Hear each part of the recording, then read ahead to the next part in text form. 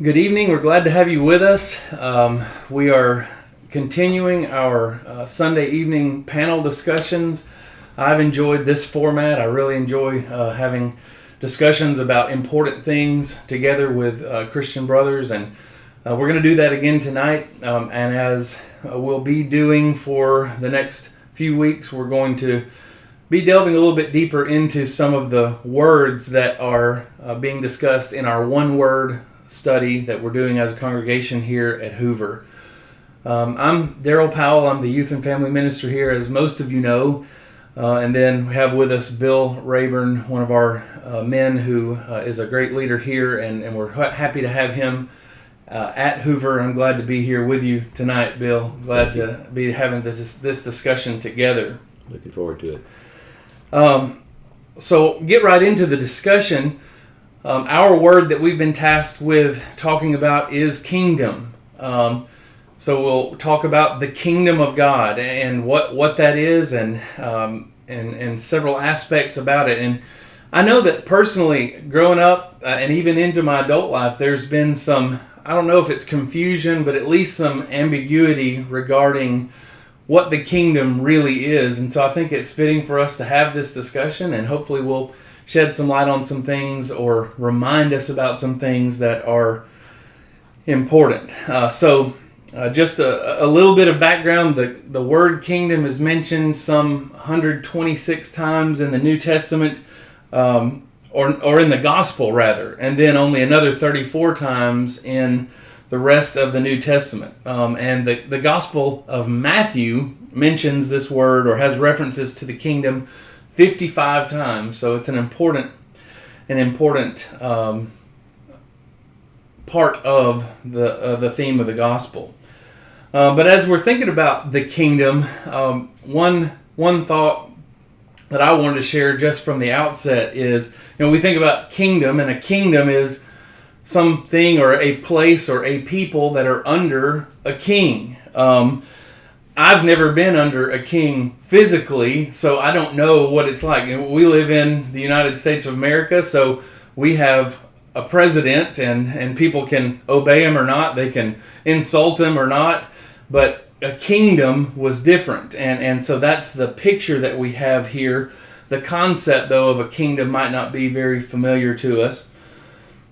And then, as far as a kingdom goes, one of the positive things about being a part of a kingdom is that you're under the protection of the king, and you're under the protection of being in that realm that's protected by the king. So people like that. We want that, but slightly less attractive is the idea that we are to submit to the reign of the king. So Christ's kingdom, we're expected to submit to his reign, and that's where maybe a lot of the disconnect starts to happen, where people want the king, want the kingdom, the benefits of it, but maybe not the responsibility, and so that's an important thing that I'm sure we'll discuss. So it's a fitting question for us to ask at the beginning here. Are there parts of my life, before we even discuss the kingdom, are there parts of my life that I am holding back, that I'm keeping out from under the umbrella of the king and of the kingdom, so that I can keep those things for myself? And so just some interesting things for us to think of as we begin this discussion tonight. Even though the exact wording differs between Christ, God, heaven, all scriptures are symbolizing the same concept of kingdom with different aspects. And so in a roundabout way, we're going to discuss these different things. The things that the kingdom of God means. One, it's the rule of Christ on the earth. And then it's also the blessing and advantages that flow from living under Christ's rule.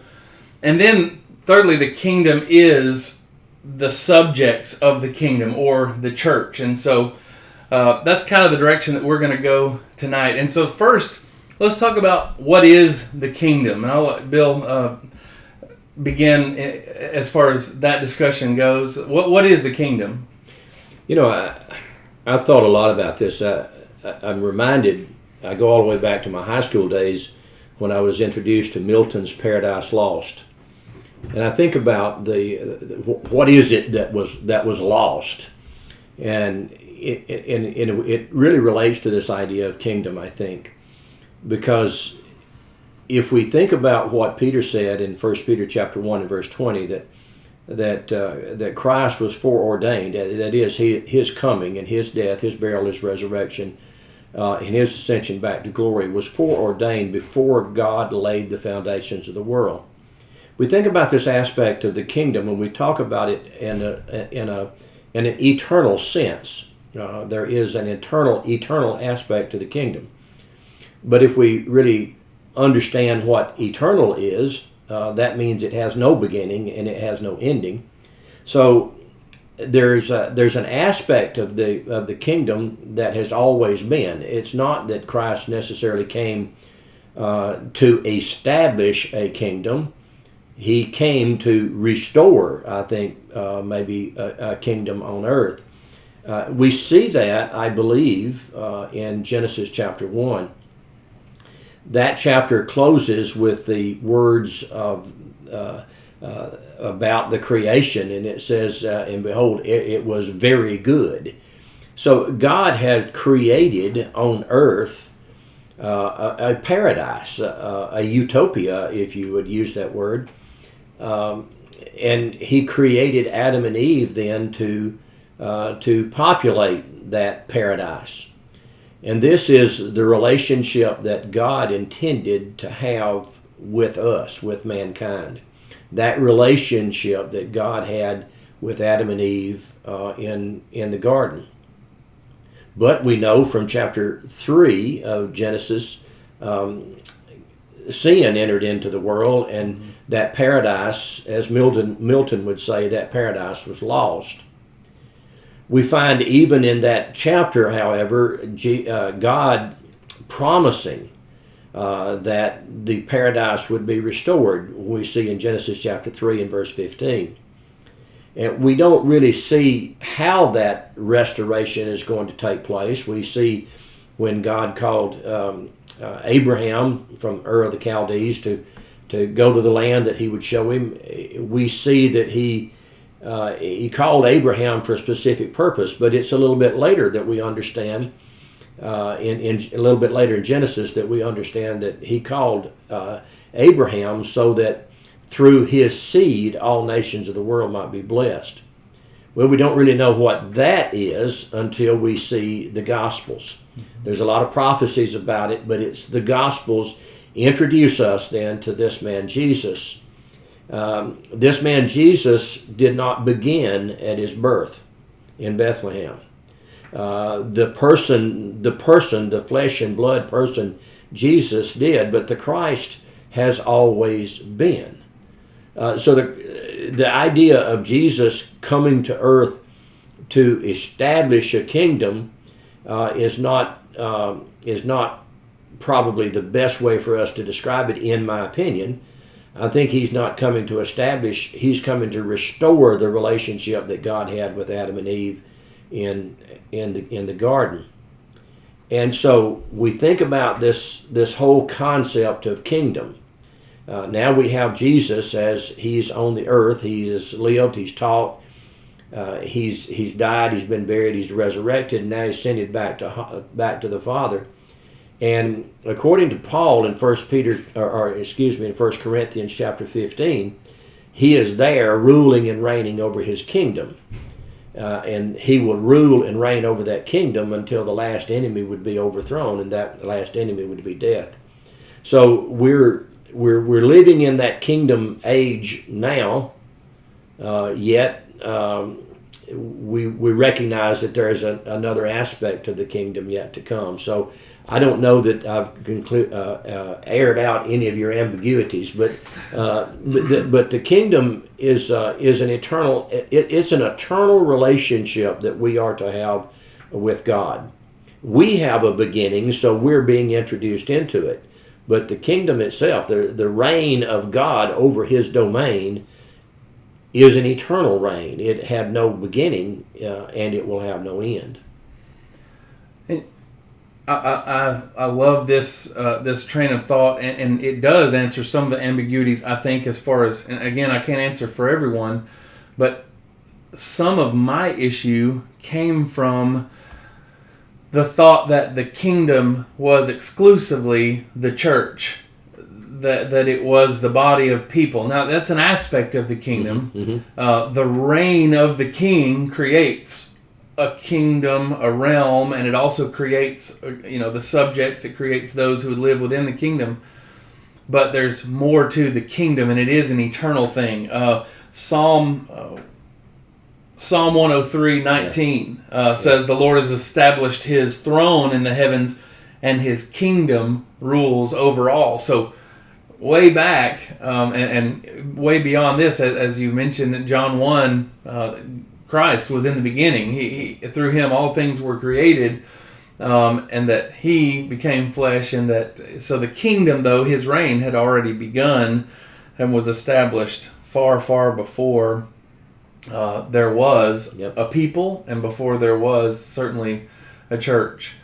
And I remember thinking too, growing up, and I know that this is discussed and sometimes maybe overly emphasized when we talk about the Lord's Prayer, and when Christ taught his disciples to pray, "Thy kingdom come," as if it weren't there yet, because in many senses it wasn't. It's important, I think, for me to recognize that I can both pray still today that I want his kingdom to come fully. I want his reign to occur all over the world in everyone's heart, whereas now it's on a limited basis. His reign only exists, though he reigns over all, his control, as in submission from the people, only comes from those who, I guess, for no better way of saying it, those who will have him. Those who will submit. Right, those who will submit. So the kingdom is a great part of the good news of the gospel. Sure. The knowledge that our King, our Creator, reigns over all and reigns supreme. That there's no being greater. There's no one or no thing who can overcome him. And that's a great part of the good news of the gospel. He reigns. The kingdom has come in some ways in his reign and in his body, the church. But the good news ultimately is only the good news because of the blood that was shed. God, as we've said, reigns over all, and that's good news by itself. But without the pain, without the shame, without the suffering of the cross, without the death of Jesus, the good news of God's power and lordship wouldn't be enough, and it wasn't intended to be enough. Mm-hmm. The plan always was for the suffering to take place and for that death and that sacrifice. John Piper wrote, and I thought this was a really good quote, "God decided the kingdom of God would be most gloriously revealed in a crucified and risen King." Mm-hmm. I'm sure we could talk for a long time about the kind of kingdom that people in Jesus' day would have wanted him to be. And I read in several different places the discussion, again, that we could certainly have, the discussion about Jesus telling people after they'd seen a miracle or after they'd come in contact with him and experienced him in some way, and him telling them, don't tell anyone. It wasn't time yet, and maybe part of the reason for that was he was trying to prepare the world and trying not to get snatched up for their purposes of what kind of kingdom they wanted. He knew that the king that the world needed was a crucified and risen king. He knew that the kingdom the world needed was a heavenly kingdom, not one that will be established here and could be overthrown or could always be under attack. There's so many wonderful aspects Right. of the kingdom. Well, we see that, I think, in John chapter 6 specifically. That Jesus has just performed this great miracle of feeding the 5,000, and they recognized that there was something really special about this man. There was something that made them think that he may very well be the one. And it says, the text tells us that Jesus, knowing they were prepared to take him and by force, if necessary, make him their king. And Jesus, recognizing this, separated himself from them, went into the mountain to pray and to be alone. There was a recognition on the part of the people that Jesus encountered during his 3 or 3.5 year ministry period. These people that came in contact with him recognized that there was something different about him. They had not had a prophet for some 400 years, and now Jesus comes upon the scene. They recognize that there's something unique about him. Maybe they didn't understand. Well, clearly they didn't understand exactly what that unique aspect was, but they knew he was a man of God, a man sent from God. We find even the apostles, after spending the time that they had, anywhere from 2.5 to 3.5 years, with him, being taught by him, we find them even after the period of time when Jesus was with them after the resurrection, and we find them on the Mount of Ascension, and hear the apostles saying, "Now is it time for you to establish your kingdom." They're still, even up to that point, after Jesus has gone through what he's gone through, and even after he's been back with them, teaching them after the resurrection, they still didn't quite get it. They were still looking for that earthly kingdom. And unfortunately, many people in the religious world, in the Christian world today, are still looking for that earthly kingdom, that kingdom that would be established on earth. But Jesus told Pilate that his kingdom was not of this earth. He made it very clear that his kingdom is not an earthly kingdom. His kingdom is a spiritual one, and it's not one of the earth. So we have to, and I think we use this term kingdom, and our minds immediately go to ancient kingdoms, whether they're Babylonian kingdoms or Grecian kingdoms or Roman kingdoms or whatever, and we associate that with those type of earthly governmental systems. Jesus is not doing that, and he never claimed to do that. In fact, he claimed just the opposite. That's right.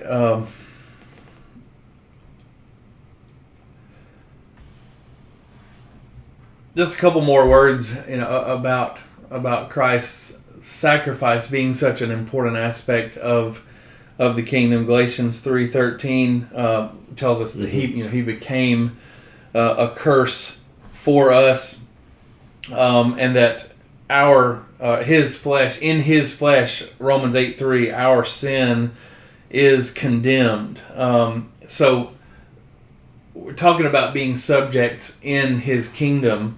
For those of us who are in Christ, the wrath of God is spent. The justice that God feels is satisfied in Christ. One of the words that Bible words that we hear used, but sometimes maybe the meaning can, if we don't concentrate on it, can kind of go over our heads. That propitiation, the idea that God's wrath or God's justice is satisfied, is quelled with the blood of Jesus. So he is the propitiation for our sins, not only our sins, but the sins of the world. And so again, that good news of the kingdom comes from the great hard truth that when he died, he bought us resurrection. He bought us eternal life, peace,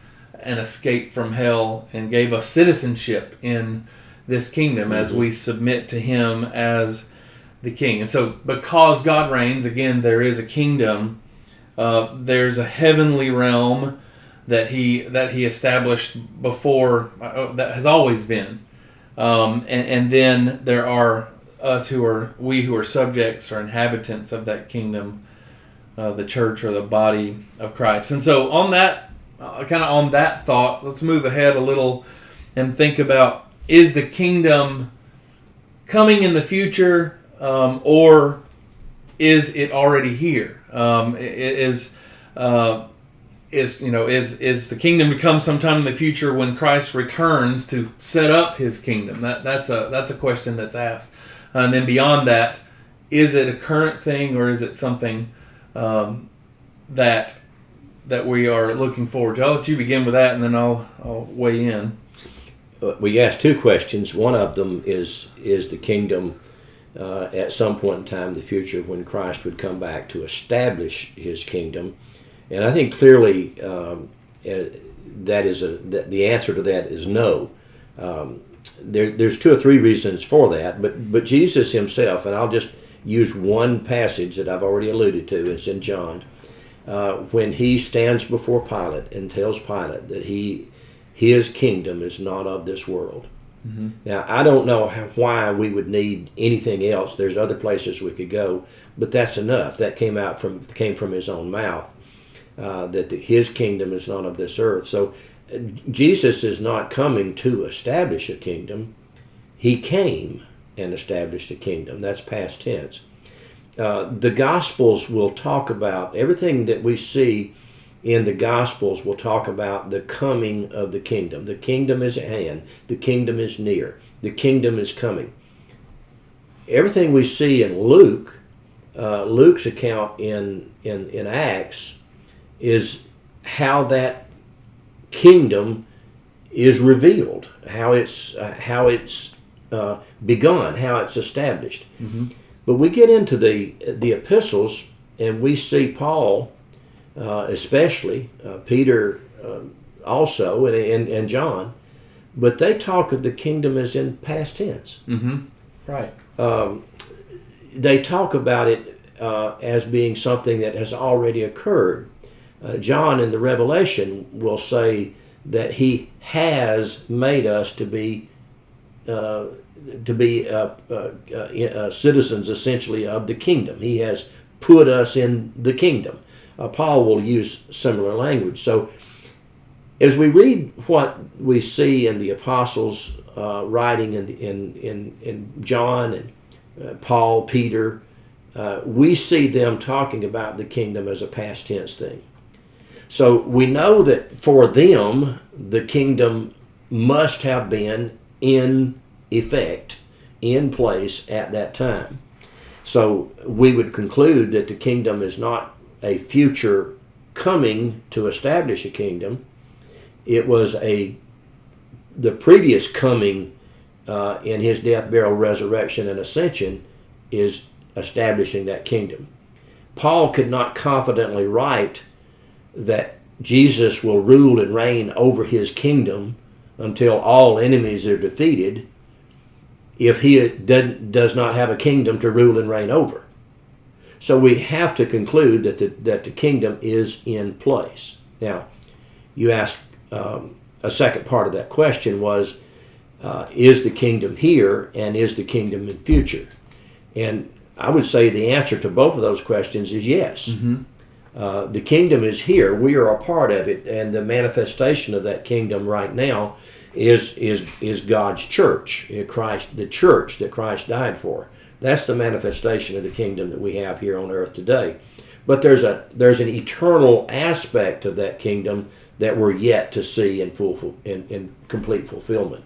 So it's this, and I've used the same terminology that Chuck does. So I guess I could say I like how Chuck says that because use it. I've used that for years. It's that tension between the already but not yet. Right. It's here. It's now, but yet we're still bombarded with all the temptations. We're still bombarded by Satan. We're still subject to losing our citizenship in that kingdom.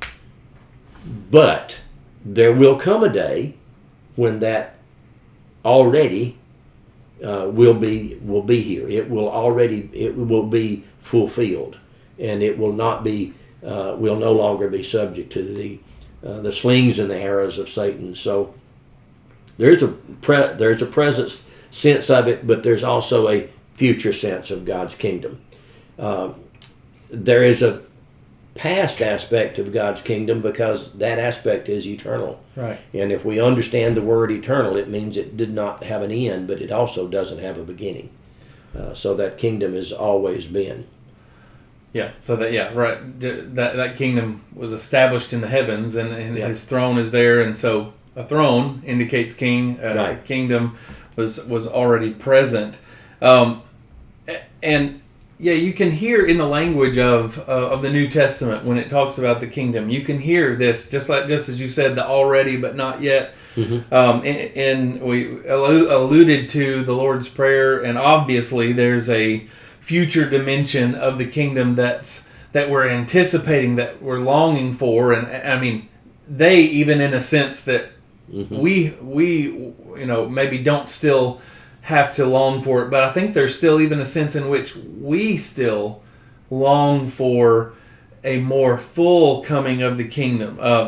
When you pray, your kingdom come, I think that's something that we can still pray every day, that we can still look forward and say, God's kingdom, yes, it's here. Yes, our King is eternal. Yes, he has a kingdom, and he has established his kingdom, a presence of his kingdom here on earth. But we want, as I mentioned earlier, his kingdom to reign in the lives of all hearts. And of course, there will be that day when every knee will bow and every tongue will confess that he is Lord, that he is King. And at that time, fully his kingdom will have come. In Luke 19, Jesus tells a parable. He's near Jerusalem, but the people supposed that the kingdom of God was to appear, right away, that it was coming right then. But Jesus knew it wasn't coming immediately, that the kingdom of God wasn't going to appear immediately, and yet Jesus repeatedly says what? The kingdom of heaven is at hand. Mm-hmm. And he tells them, repent, for the kingdom of God is at hand. And then Luke 11:20 is a little bit even more pointed. It says, if it is by the finger of God that I cast out demons, then the kingdom of God has come upon you. Mm-hmm. And Luke 17:21 says, behold, the kingdom of God is in the midst of you. So yes, there was obviously this sense that the kingdom was there, had already come, and yet Jesus says, pray your kingdom come. And so we're definitely still anticipating a more full presence of the kingdom. And we even though, now the church, the kingdom, which is a part of the kingdom, has been established, we're still looking for that day when every knee will bow and every tongue will confess. And I read this and I thought it was a good way of thinking about it, that the church is like an outpost of the kingdom of God, the overall kingdom of God. And there are churches, there are these small representations of the overall kingdom everywhere. And when a person, I don't say enters that kingdom as in they enter a building, but when they enter that realm of the church and in the midst of the subjects of the king, there should be a sense in which they feel the kingdom of God and see it, see the desires of the king being lived out, and they see within us that hope and looking forward to the kingdom that will be comprised of all people of all times and nations who have submitted to the king, one day being all together in that eternal in an eternal sense. So it's just a wonderful thought, and it's neat to think about. To think about that, and just at a personal level, just one human being level, I feel that tension in Paul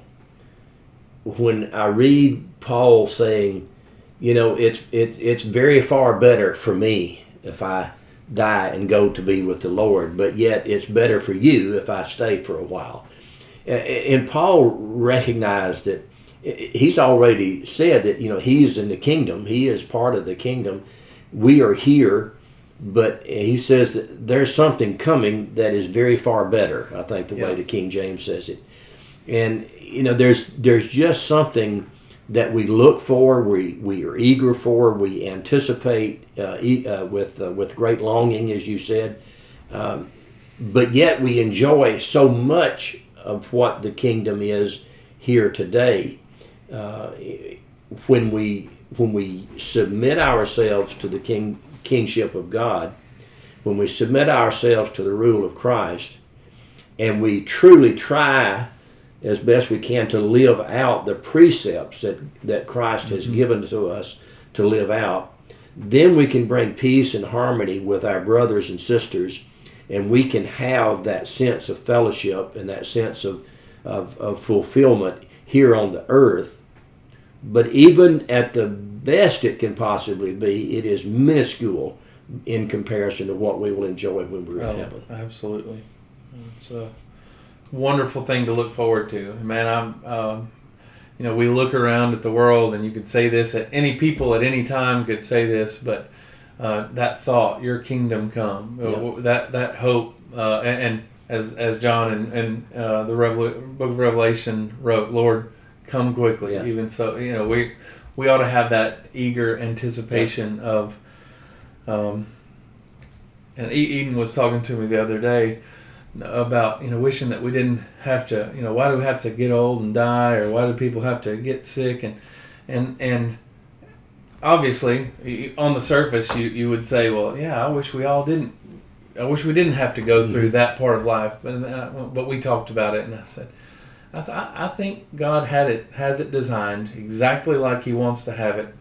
He puts us on this earth, and as we begin our lives, we feel like everything is perfect. Our bodies feel great and healthy, but it doesn't take too many years down the road, and you start seeing, hey, wait, this is wearing out.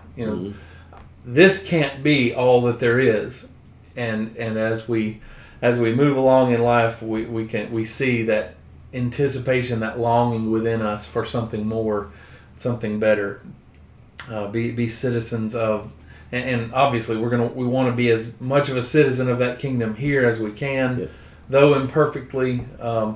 But what is perfect is the rule and reign of God. Absolutely. And we get to be a part of that. So, Bill, as we close, let's talk for just a few minutes about our reaction to the kingdom. What's our responsibility as subjects or inhabitants of the kingdom of God? That's a great thought, because we spend a great deal of time talking about not just tonight, but at other times we talk about the kingdom from the aspect of what Christ did in coming to establish the kingdom that we know of as the spiritual Israel for the church and all of the names that has been associated with it. But if we become part of that kingdom, that church, we become part of Christ's kingdom on earth, then we have responsibilities as how we conduct ourselves, because then we begin recognizing that we are a reflection of our leader, and our leader is Christ. Paul uses language that I found interesting. He uses language that says that we are to live like worthy citizens.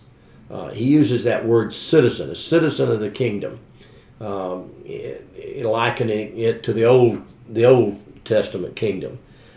He tells us many times that we are to walk in a worthy manner. We are to live as Christians. Well, that gives us an indication that there's something that we are to do. Jesus begins his ministry on earth with a description of what the kingdom is like. We see that in the Beatitudes, in the Sermon on the Mount. The discussion of what the kingdom of God is like. Especially important is the Beatitudes themselves, because they describe the attributes that we are to adopt as followers of Christ. And in chapter 13, that was referenced in our one-word book, in chapter 13 of the book of Matthew, we find Jesus repeatedly giving parables. The kingdom of heaven is like. The kingdom of heaven is like. The apostles were given to know the mysteries of the kingdom of God. They were to understand the mysteries. The kingdom of God was going to be something that would be of special understanding to them. But when were they to know those mysteries? And they were to know them while they were alive. That meant that they were in the kingdom, and that meant that they were to understand those things that are part and parcel of being a citizen of the kingdom while they are alive. And if that's true for them, it's true for us. So we know that there are responsibilities that we have to live in a worthy manner. Paul tells, read the 12th chapter of the book of Romans. We won't read it all, but you just simply go to the 12th chapter of the book of Romans, and he lays out for us how we are to live and conduct ourselves. We recognize that in Galatians, we see that whole concept of the fruits of the Spirit. These tell us how we are to live, how we to conduct ourselves as a member of the body of Christ, as a citizen in God's kingdom. Yeah.